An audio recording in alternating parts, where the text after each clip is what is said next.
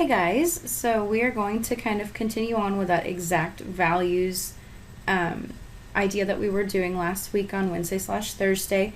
Fifth period, I know I wasn't there for you, and so I'm going to kind of review what we did on Thursday as far as finding exact values, filling in your unit circle.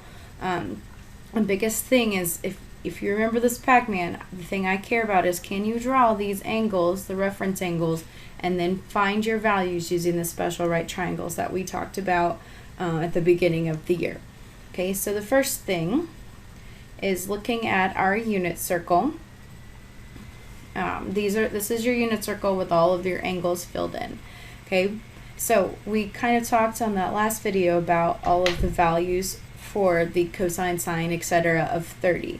So if you remember, on your unit circle, they're always going to put the cosine value is going to be your x coordinate, your sine value will be your y, and then if you ever care to find tangent, you're just going to take y divided by x.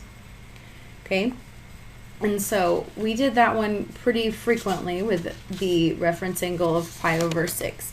So remember, if you were to draw this triangle that happened in here, and you had your 30-degree angle, that would make the side opposite 1, the side that was adjacent, root 3, and then 2. So when you're dealing with the pi over 6, you have the 30, 60, 90 with your top leg being 1. Okay, and so when I go ahead and I find those values to plug into my ordered pairs, your sine is going to be your opposite over hypotenuse, and I definitely made that a theta instead of opposite, so that's going to be 1 over 2, and your cosine is your adjacent over your hypotenuse, so that's going to be root 3 over 2. Okay, so when I write this in my ordered pair, remember this would be root 3 over 2, cosine comes first because c comes before s, and then 1/2. Okay, so with any reference angles of pi over 6, you're going to have the same values because you're making the same triangle in the end. The same reference angle is going to be used. So this 5 pi over 6, it's going to have the same coordinates, but we just have to take into account that negative positive stuff. So if you remember, all students take calculus, that tells you which values are positive within each of these quadrants. So in your first quadrant, all of your all of your trig functions are positive. In your second quadrant, only your sine functions are positive, so that means my cosine would be negative. Okay, down here this is 7 pi over 6. This is still a pi over 6 reference angle, or 30 degree. So this is still root 3 over 2 and then 1/2. But down here, there's only function that's positive is tangent. So both of these are negative. And remember, if I was to find tangent, negative divided by negative would give you a positive. And then finally down here, same deal. And then again, this is the cosine is the only one that's positive, so that means that your sine is negative. Okay, and we can do that for all of the triangles. And you don't have to memorize these. You could always think about, well, what is my reference angle? So for pi over 4, that's the same thing as a 45-degree angle. If we were to convert, so if I was to draw that right triangle with my x-axis, the reference angle, this is a 45, 45, 90 right triangle, which makes my legs 1 and my hypotenuse root 2. So when I was going through and finding my trig functions, the sine of pi over 4, or 45, would be 1 over root 2. And again, you might see that simplified as the square root of 2 over 2. I don't care that you need to rationalize that. Okay, cosine of pi over 4 is the same deal as the square root of 2 over 2, or 1 over the square root of 2, and so those are going to be the same. Okay, and then I go to any of my other ones that have the same reference angle, and they're going to have the same coordinates. Now again, sine is the one that's positive in the second quadrant, so my cosine's negative. Same deal down here, but now both of them are negative because tangent is the only one that's positive. And if you drew your triangles out, you'd see that. You'd see that there was going to be the negative 1 and the negative 1. Okay, and then finally over here, the only one that's positive is cosine, so my first one will be positive. Okay, last but not least, we have my pi over 3 reference angles. So if I was to draw that triangle with the 60 degrees or the pi over 3, that would still be a special right triangle, but now this angle is 60 degrees. Okay, and again, opposite the 60 is going to be your middle length. Your 1 would be your opposite your 30. Your hypotenuse is 2. So then when I went to go find all of those functions, the sine of 60 right here would be opposite over hypotenuse. The cosine would be the adjacent over the hypotenuse. And so when I have that, remember cosine comes first because C. And right here. And then again, you fill it in for all of those reference angles using what you know. So sine is going to be negative in this quadrant. Cosine is positive. Sorry, I flipped that. Cosine is negative. Sine is positive. Down here, both of them are negative.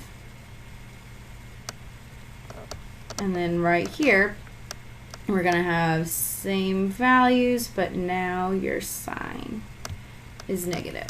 Okay? Now again, you don't have to memorize this triangle or this unit circle. If you draw your triangles every time, you will get the right answers. In fact, it's probably easier to remember than trying to figure out, well, which one is going to be positive, which one's going to be negative. Okay, but these are going to be kind of your choices when you're looking for answers in here. You're going to have root 3's and 2's and root 2's and 1's. Okay, and then remembering your negatives. Now I did want to talk about those border angles one last time. And again, if you understand all of this stuff, you're welcome to fast forward until the new part. So again, when you're talking about your border angles, you're thinking about this is your cosine, this is your sine. Okay, and then your tangent, you just take whatever, sine divided by cosine or y divided by x, and you're going to get 1 over, or 0 over 1, which is just 0. Okay, and that works all the way around. So if I was to come over here to the pi angle, cosine, sine, and then tangent, if I take 0 divided by -1, that still gives me 0. Okay, now when you come up onto your 90s, that's when things get a little bit weird, because now your cosine, sine, if I take sine divided by cosine, I get undefined. So my tangent can't exist right there because I can't divide by 0. Same deal over here. This is my cosine, this is my sine. If I take -1 divided by 0, that gets me undefined, so my tangent is undefined. And when I was showing you the IOU thing, this table is the same thing we did, but they added in the other part. So this is what we talked about, the IOU stuff. That was a weird noise. Okay, so this is OIO, IOU. Oh, I don't owe you. Okay, and so again, if you need to go back through and draw this chart for yourself, this is the pi. Why did I do pi over 2 right there?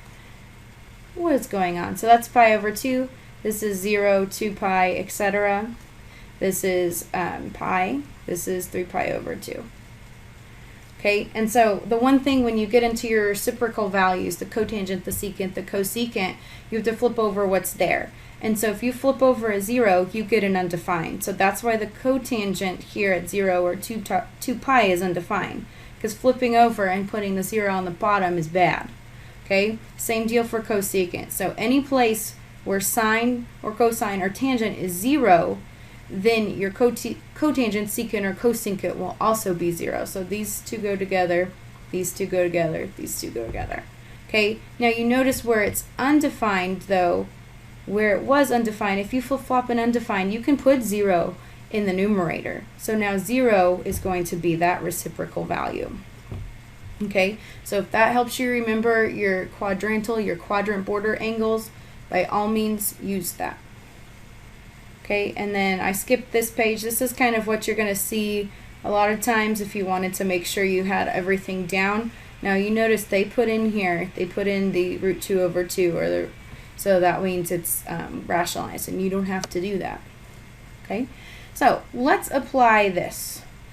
I know that we've been going for a little bit on this video again. I hope you fast forwarded if you didn't need it. But we are going to talk about how would you do this in expressions. So they're going to give you really gross looking expressions like cosine of pi over 6 divided by the sine of 11 pi over 6. So you're going to have to find each of the values and then perform whatever operation they wanted you to do on those crazy values. Okay, so if you memorize your unit circle, this could go quickly, but if you don't, you can still find the answers. And I don't recommend you memorize your unit circle unless you just don't have enough things to do, you know. So the first thing I need to do is I need to know what the cosine of pi over 6 is, and then I also need to know what the sine of 11 pi over 6 is. So both of these are going to be angles that are on our unit circle. So if you're looking at pi over 6, that means that their reference angles are pi over 6. Okay, so for both of these, we have a reference angle of pi over 6. It's just the quadrant's going to change because of where they are. So if I draw my reference angle of pi over 6, remember that's the same thing as 30. Pi over 6 goes with 30. Okay, so I could put my special right triangle in where 1 is opposite the 32 and then root 3 over here. The cosine of pi over 6 would be the adjacent, so root 3 over the hypotenuse, 2. So I found out that that is root 3 over 2. And now I need to know what the sine of 11 pi over 6 is. Okay, again, they both have the reference angle of pi over 6. It's just what quadrant it's in. So 11 pi over 6, 11 is really close to 12, so he's down here in this angle. And if you remember, all students take calculus, sine is not going to be positive here. You're going to have a negative value for sine. Okay, and I already found out what my triangle looked like. It's just that now, instead of being the way I drew it before, it's underneath. So we have -1 root 3 and 2. And so when I take the sine, we're going to have the sine is opposite over hypotenuse, so -1 over 2. Okay, so I'm going to take root 3 over 2 divided by -1 over 2. If we remember our fraction rules, you know that if you have a dividing, you're going to flip this one. You're going to keep this guy, the first one, change the sign to a times, flip over your second one, and now your 2's cancel. You still left with a negative, but your answer would be negative root 3 over 1, or negative root 3. Okay, same deal on number 2. And again, if you already know what the cosine of pi over 4 is, or the sine of negative pi over 4 is, then your life is pretty straightforward, right? If you don't, then we're gonna go through it. So when I look here, I'm going to say, if I have the angle pi over 4, remember that's right here, and pi over 4 is equal to 45 degrees. Okay, so I draw my 45, 45, that's 1, 1, root 2. And if I'm looking for the cosine of that, that's going to give me 1 over root 2.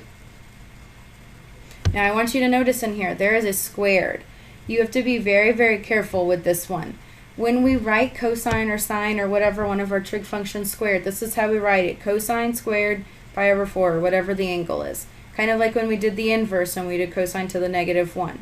You should never ever write it as cosine pi over 4 squared, because then it gets a little bit ambiguous and you're not sure, am I squaring the whole expression or am I just squaring the inside?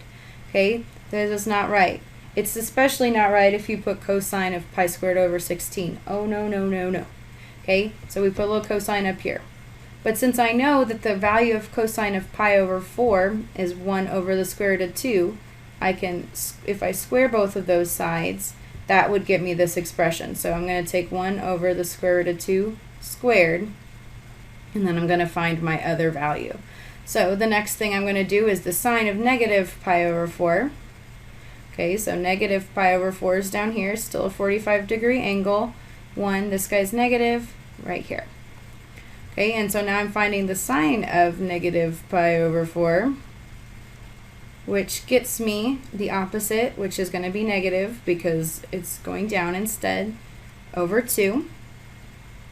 Okay, and again, I'm going to square both of those sides in order to get sine squared. And then I'm going to get -1 over root 2 squared. Okay, now's the part where you can distribute your squared inside. So I have 1 over 2 plus, this is negative squared is a positive, so 1/2 plus 1/2 gives me 1. Okay, so You're going to be working on more of these like composite things on Tuesday because we have a long weekend. If you have any questions, just let me know, and I hope you really enjoy or enjoyed this long weekend. See you Tuesday.